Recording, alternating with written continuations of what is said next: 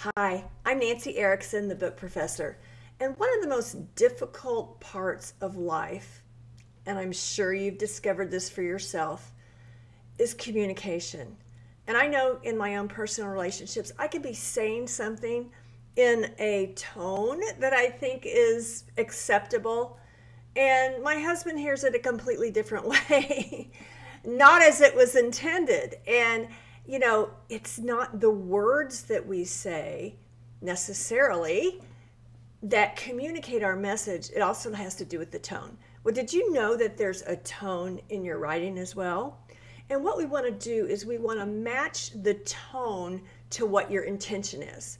We don't want to make you sound, in certain parts of your book, you may want to sound sharp and direct. In other parts, you want to maybe sound compassionate and more forgiving, I guess I would say. So, how we do this in a book is through the use of what we call sensory language. And what is sensory language? Sensory language is using the language of our senses.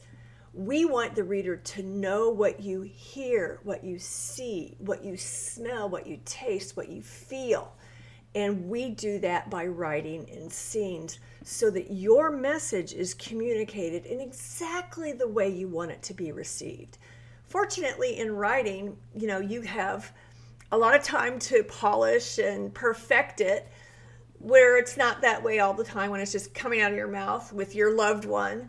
But we want writers write to be understood, and that's your job as the writer, to be understood, that your message is clear and delivered in a way that the reader feels like they're in that moment with you. So we use sensory language. You break your scenes down and describe what not you only see, but what you hear, smell, taste, feel, and think. And that's how your writer will get to the heart of your message.